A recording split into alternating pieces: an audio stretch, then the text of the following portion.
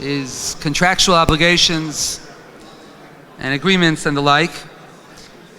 I'd like to really try to focus on the halacha of honesty of the concept of a word. We're all very familiar with the halachas of kinyanim. There are multiple kinyanim. Karka is nikna bekesef. You could purchase real estate with money. Metaltalin, movable objects, a refrigerator, a car, a computer, merchandise. All those things are not necessarily nikna bekesef min ha-Torah. Chazal, even if you do hold it's nikna bekesef min ha-Torah, but Chazal made a takana, Shema yomer lo nisrifu chitecha ba'aliyah. There was a concern somebody would go and purchase something and leave it by the seller, and then it may ultimately get damaged, and the seller wouldn't necessarily care. So Chazal made a takana that metaltalin is nikna b'meshicha. Now, based on the fact that you need kinyanim in the Torah, so ultimately what happens is that people have some sort of an attitude that if there was no kinyan, I can be chayzer, I can retract. And technically that is true. But there are halachas in Shulchan Aruch and in Shas, which are known as the halachas of mechusar amana. Mechusar amana means that if you give a word to somebody, if you represent something, and you come to a point where there's a meeting of the minds, so halachically it's although again me'ikar hadin choshen mishpat wise, technically you can retract and it's not his, it's yours, you retain ownership, but halachically you could still be forbidden to do so. I'd like to explore today a little bit. We're on a little bit more of a limited schedule than had initially been anticipated. We were scheduled for a 45-minute slot, and I'm going to try to keep it to a half-hour slot. And at the same time, I'd like to touch upon some of the basics of mechusar amana, some of the basics of when we say you have to keep your word. Is this a deiraisa? Is this a din d'Rabbanan? Is this min ha-Torah, or is it just a rabbinic, sort of a takana from Chazal? And again, what the specific parameters are. There's a Gemara in Baba Metzia, Daf Mem Tesam and Aleph. The Gemara speaks about a story with Rav Kahana. The Gemara says that they gave Rav Kahana Zuzi Akisna. They gave Rav Kahana money for flax, and in the end, the flax went up in price. So they went to Rav, and Rav said that whoever's holding on to the money, or whoever gave money, those you have to give, those you can't back out, and the rest of them you can back out of. So the Gemara then brings a machlokes Rav and Rabbi Yechanan, dvarim, meaning if there was just words there without an actual kinyan, or even a giving of money. So dvarim, it's machlokes Rav and Rabbi Yechanan. Rav Amar yachal achsaba, yein by mishum mechusar amana. Rav says if there was just an agreement, the halacha is that you're allowed to retract, you're allowed to pull out. Rabbi Yechanan says yesh bahem mishum mechusar amana. Rabbi Yechanan says that no, there's a din of mechusar amana. You can't just back out just because the other person has not given money. The Gemara asks a kasha. The Gemara brings a pasuk, a famous pasuk, hin tzedek yelachem. Matam odleimer hin tzedek. Hin tzedek means hin is a weight. Why does the pasuk have to say you need a hin tzedek? It says already ephah. It says ephah tzedek yelachem. And the Gemara says, "Melamed shu ein shel tzedek v'lav shel tzedek." When you say yes, it means yes. When you say no, it means no. Typically, the only ones who know this, that when you say no, it means no, are the kids, right? No, I said no, but nobody else. Zok the Gemara, hin shel tzedek. It's a halacha. You can't stam be chayzer. You can't just pull out of something. So the Gemara asks as a question on Rav, and the Gemara answers, Omer Abaya. Abaya says, no, hin shel tzedek v'lav shel tzedek is referring to not being echad bepeh ve'echad belev. When you say something, you need to mean what you say. You can't misrepresent yourself. So there's one thing if a person says something and they mean it, and then later on there's a change of heart. And then there's another thing where a person is literally misrepresenting the truth, misrepresenting the facts or the truth or their actual intent. And the Gemara continues with multiple examples. The Gemara says in a case where there is no smichas das, where the other party didn't necessarily feel confident that what you are saying is actually going to transpire. For example, let's say I tell somebody, look, I'm going to give you a car, right? So I'm sure he'd be very excited, but I'm sure he would have plenty of doubts if I'm actually going to give him a car. If I tell somebody, I really like you, I'm going to give you a sefer, right? So then he'll say, he's probably going to give me that matana, that gift, because it's only a matana mu'etes. A matana meruba, the Gemara says, loy samcha daite. The Gemara says, matana meruba loy samcha daite, there's no smichas das. The Gemara, we do paskin that there's a difference in this area, in this respect, between an ani and an ashir. So, if I promise an ashir, a wealthy person, I promise him matana meruba, I promise somebody I'm going to give you a car, loy samcha daite. I tell him I'm going to give you a sefer, so it's samcha daite. If I tell an ani I'm going to give you a car, it's matana meruba, maybe there's no smichas das, but Shulchan Aruch says, and this is how we paskin, that if you promise something to an ani, or if you tell a poor person that you're going to give them something, it has a din of a neder. Midina hilchas tzedakah, you would have an obligation to actually follow through. And this really could be more chamor, it could be more severe than the typical mechusar amana. And the reason is simple. Mechusar amana, as we mentioned, is a question if it's rooted in the pasuk of hein tzedek or not. If hin tzedek is the source for the isser, for the prohibition to back out, where somebody relied on you, so then it's a din in the Torah. But it's an asay. If hin tzedek is a source for not being echad bepeh ve'echad b'leiv, that you have to mean what you say and you have to say what you mean, then where's the source for mechusar amana?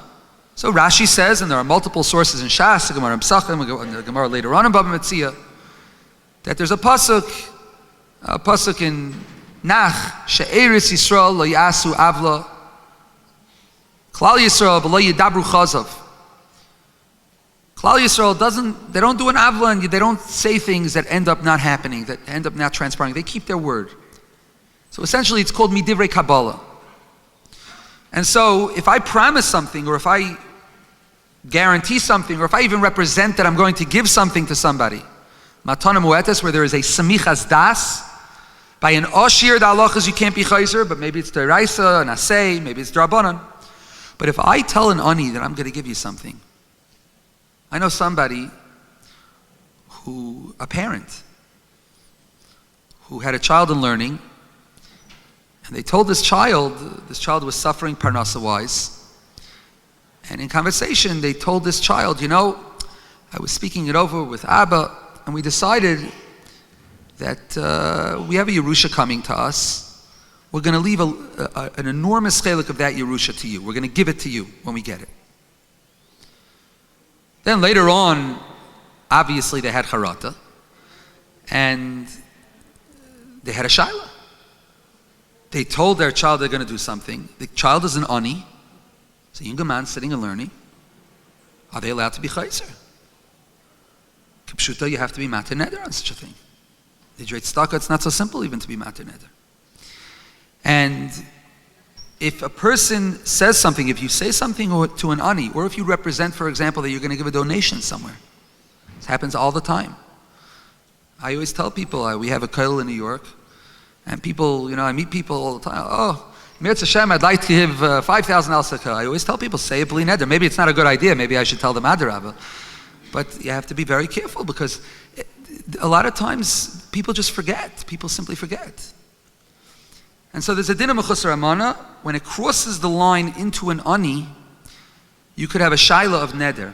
I wonder, I'm a supik, what would be the halacha if you tell an ani, or even an ashir for that matter, if you tell a person, somebody asks you for a loan, and you say, you know what, I'll lend it to you. How much do you need? 10 grand, I'll lend it to you. And then later on, you want to change your mind. There was no kinyan on it. So technically you could say that's maybe a shaila of mechusar amana. You have to keep your word. But maybe even more than mechusar amana, im kesef talva esami is a mitzvah. It's It's a mitzvah. It's mehilchas tzedakah. Kesef tal b'asami. Halva is a form of tzedakah. I wonder if a person would have the right to back out of a loan that they offered, that they represented that they would give. I wonder if you have the right to back out without being mater neder. I do not know. It's a shvera shaila. A few years ago, during COVID ended, by the way. So a few years ago, during COVID, people were making chasanas, small little chasanas in their backyards and their driveways and whatnot. And there was a movement for people to be makabel themselves chasana takanas. People saw that you don't need that much for a chasana. Vastaf machna zelach chasanas. Who needs it? What do you have to spend so much money? Unfortunately, the shalom bayis problems that come because of chasanas, not the chasan kala, but from all the expenditures and the expenses and Rahman al-Islam, people borrowing money it's horrifying, mamish horrifying. And so people got together and they had an online forum. And I think, if I'm not mistaken, 1,000 people or more signed up for these chasana takanas. What happened? As the years went by, the chasanas came back, and recently I got a shayla from somebody. He called me up. He's making a chasana next week. He said that he signed on the chasana takanas 4 years ago when it was all the rage. He said, and now, who heard of a chasana with less than 250 people? Just the band and the photographers has come out 250 people. So he wanted to know, is he allowed to just ignore it? Does he have to be mater neder? So I took the shayla to Rosh Shmuel. I went to Rosh Shmuel last week with the shayla. Rosh Shmuel Kamenetsky Shlita, soll gesund sein. First thing he said, es glaubst nicht that it didn't say b'li neder. So he said, I don't believe it didn't say b'li neder. He never saw the form in his life. So I said, if it didn't say b'li neder, what? So he says, hashayla is taka hashayla. It's even more shver because it has a gather of a neder shehudar berabim. If you made a public commitment, neder shehudar berabim is not a simple thing to be matir at all. The same word would go with respect to public pledges. In shul, if people call out a pledge, Zeya shver, you have to say bli neder. In any event, he went back, he looked at the document, and Baruch Hashem, it did say bli neder. And so now it's just a Kabbalah. A Kabbalah is asach leichter. But the bottom line is that when a person gives a word to somebody, you have to be very careful. Either al tzmachus ramana, you're engaged in a business deal. Two parties are negotiating the terms of a contract. They negotiate, hopefully in good faith, and they draw up a contract. You give the contract now for attorney review. I don't know what it's called here in Canada, but in the United States, it's referred to as attorney review. It's a 14-day period where the attorneys review the contract. It's unclear if al pi halacha you have the right to back out during the attorney review period for any reason. And sometimes people have a change of heart and, not so interested. Something better comes up maybe, and people want to back out. Just because legally you have the right to back out does not mean that you won't be subject to a mechus ramana. Now, it's possible that if both parties had represented openly that, for whatever reason, I could back out, or if it was clear from the way they were engaging that would be the case, that there's no expectation to go through with the deal, and you could back out for any reason, any random reason, maybe in a chanami you're allowed to.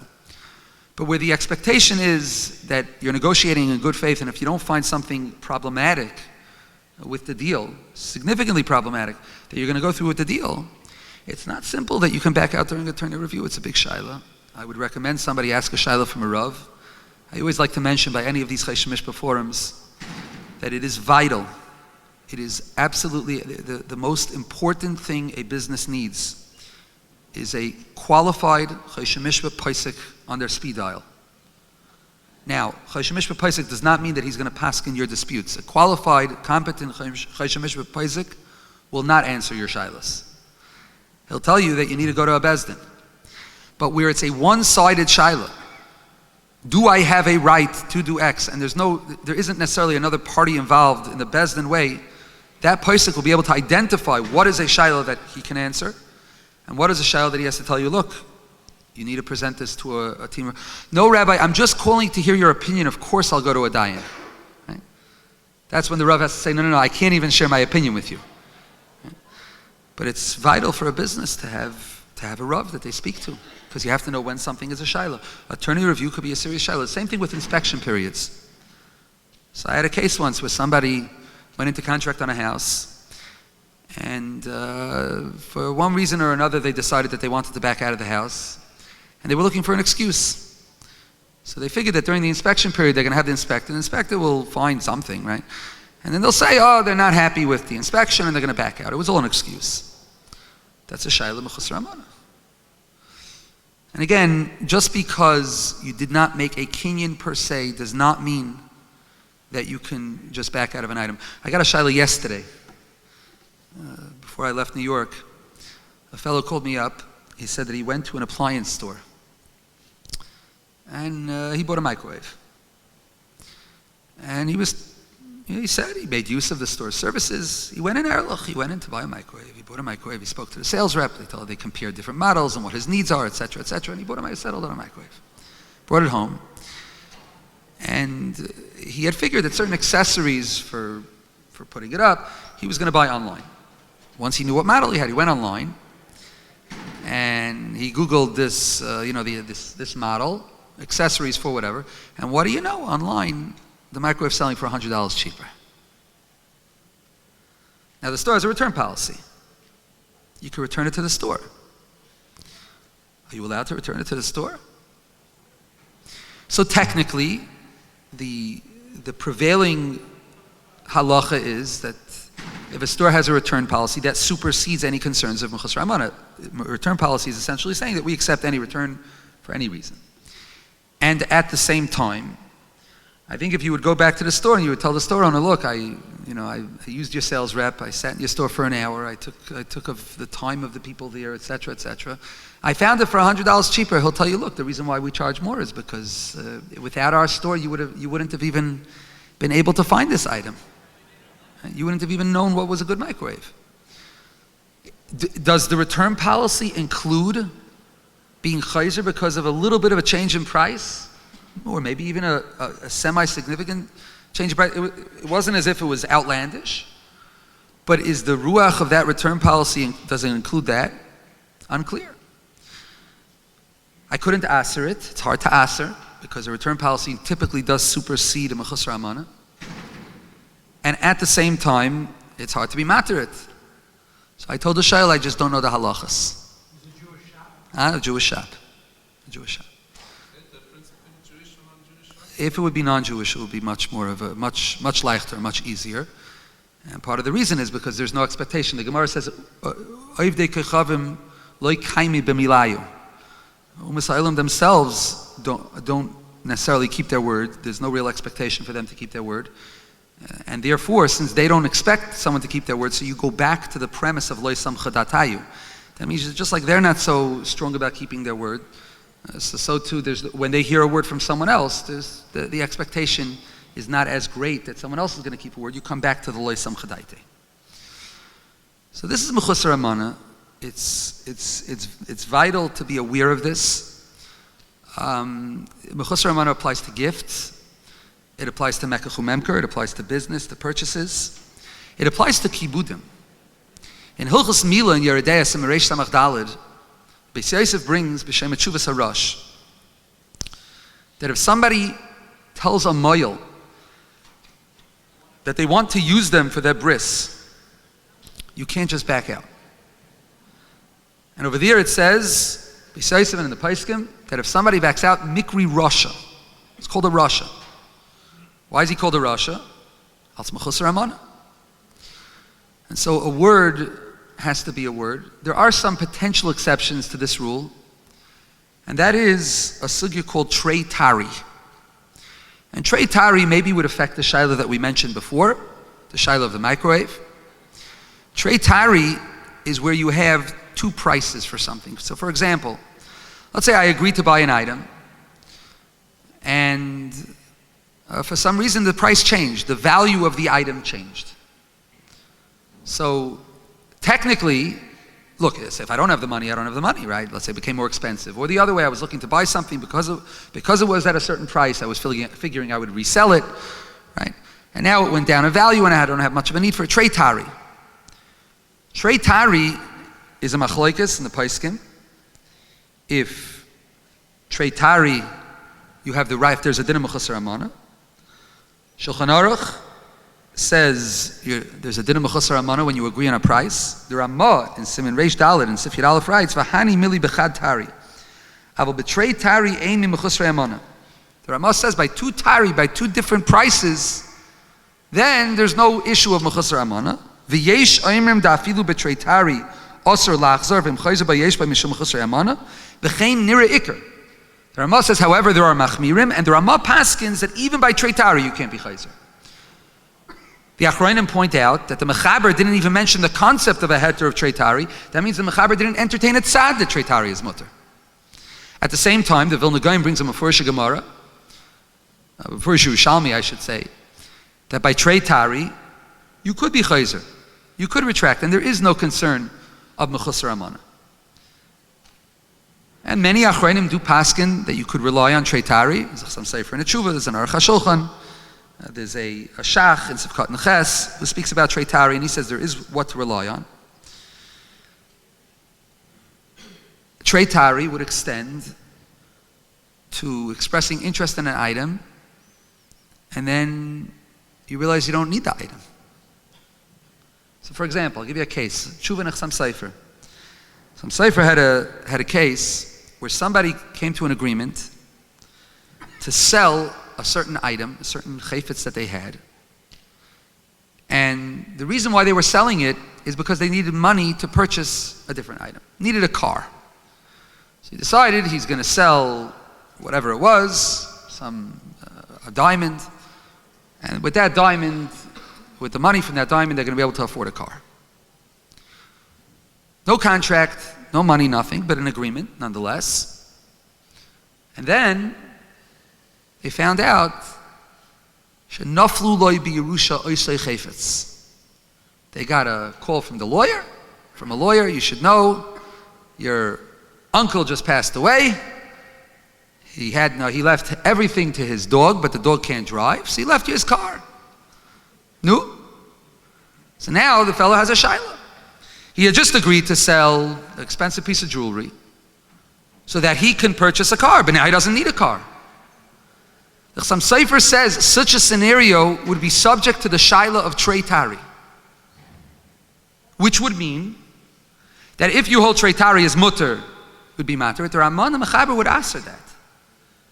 And that demonstrates the extent to which mechusar amana goes.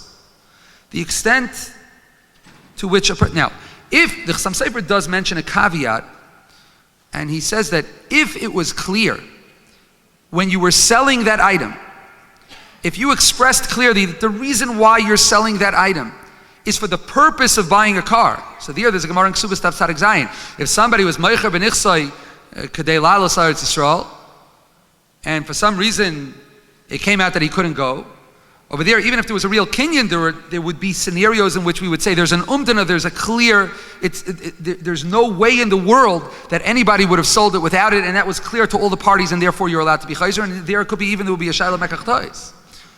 But in the event that that was not clearly communicated, you would have a shayla trei tari. The Meiri writes, he says, Roiv Rishainim, this is the Meiri talking, the Meiri is a sefer, his Meiri himself was a Rishon, but the Meiri often quotes Rishainim. He says, Roiv Rishainim paskin, that by trei tari, you're not allowed to be chayzer, there's still mechusar amana by trei tari. I state the Meiri. Again, the Shach and the Goin are noted to be mekel.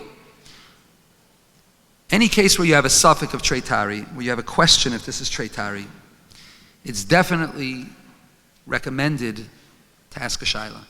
I'll give you a case where trei tari is very negeya. I get these shailas all the time.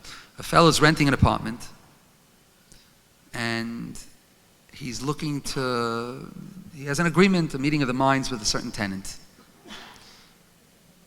Later that day, he gets a call from another tenant, another prospective tenant, offering $200 more a month. Significant money, right? Over the year, you can be talking about a few $1,000s. Right? $200 more a month is geld. Right? So what's the halacha? Can you be chayzer? You didn't sign a contract. I always tell people who call me, you must repeat to every tenant that you meet with, unless there is a security deposit put down, there is no agreement whatsoever. And even after you've come to an agreement, even after you've drawn up a contract, unless there's money put down, I reserve the right to take any tenant, the first one to put down money, that is the one who I'm renting it to. In this way, you would avoid a shayla b'chus ramana. Now, there is a shayla in the place b'chus ramana applies to karka. There is a question. B'chus ramana could be a shayla b'dairaisa. And it's definitely something that's a serious question with respect to karka, schiras karka. And this is probably a good eitzah for any scenario in which there are questions of meetings of the mind. In any scenario, business dealings, purchasing real estate, purchasing items, in a store it's very difficult in that setting. Guy purchases a microwave, tells the guy behind the counter, you should know that unless I find a cheaper one, I'm planning on return. You can't do that. But maybe the return policy works for that. But typically, the wisest thing to do is to express that until this agreement is finalized with a contract or with a kinyan or whatever vehicle through which you are completing the transaction, we are not relying on anything. Nothing that I say should be viewed as any form of a commitment. So some people say it's very hard and nobody will rely on you. I believe they'll rely more on you. Because ultimately, where you're straight up, where you're ehrlich, where you're honest, the metzias is that in those scenarios, people feel that what you see is what you get. You're dealing with a person who's ehrlich, who's glatt. And this is the din of treitari. If money was given, it becomes much more chomer. Till now, we've been discussing meeting of the minds without a kinyan. In the event that any money was given, you can have a potential shaila of a misha para, even if technically, halachically, the money does not effectuate a kinyan. As we mentioned before, Chazal made a takana. Nonetheless, if money was given, there's a question of misha para. Misha para is a klala that we give. Misha para me'anshe dar amabo, me'anshe mitzrayim, anshe stein va'amayra, hu yifra mimisha eina oimed b'diburay. It's halacha and Shulchan Aruch as well. It's a shayla if a security deposit was given, what the halacha is, does that constitute the giving of money or not? It is a big shayla in the Paiskim. La'ani is daiti. I believe that security deposit, especially given straight to the individual, to the renter or whatever it is, or to the seller, would constitute a mishapara. That is, again, hanir la'ani is daiti. We don't have the time to go into it. But Rabbi say, the aleph to take out of this is like we mentioned earlier, Noisei v'noisein be'amuna. Yidin deal honestly. And you have to know that ultimately it is the Rebbeinu Shloim who butters our bread. And I want you to think for a moment, does it make sense that Hashem would pay us more for doing what He's unhappy with and would take away from us for doing what He is happy with? Kadosh Baruch Hu is chesamish al Kadosh Baruch Hu is emes. If we believe that the Rebbeinu Shalom butters our bread and writes our checks and supports us financially, then we want to please the boss, right? You want to please the boss. Rabbi said the Rebbeinu Shalom is the boss. And the question we always have to ask ourselves in business is God happy with this? God is with me in the room right now when I'm making this deal. What would HaKadosh Baruch Hu recommend for me to do? And do what He would recommend. And in that scenario, you may lose the money. You may lose the deal. You may have to spend money you didn't plan on. But if you can picture, visualize in your mind, if I would ask Hashem the halacha or an eitzah, what would Hashem tell me to do? Hashem would tell me, give that money, you give the money. That's the avodah Rabbi say, nasasav and nasata be'amuna. And the Eibishter zal helfen, and in the Cyrus of us getting together to be nice and nice be'amuna, we should be zeicha to the kiyum of the pasuk with tzaddik be'amunasa yichya.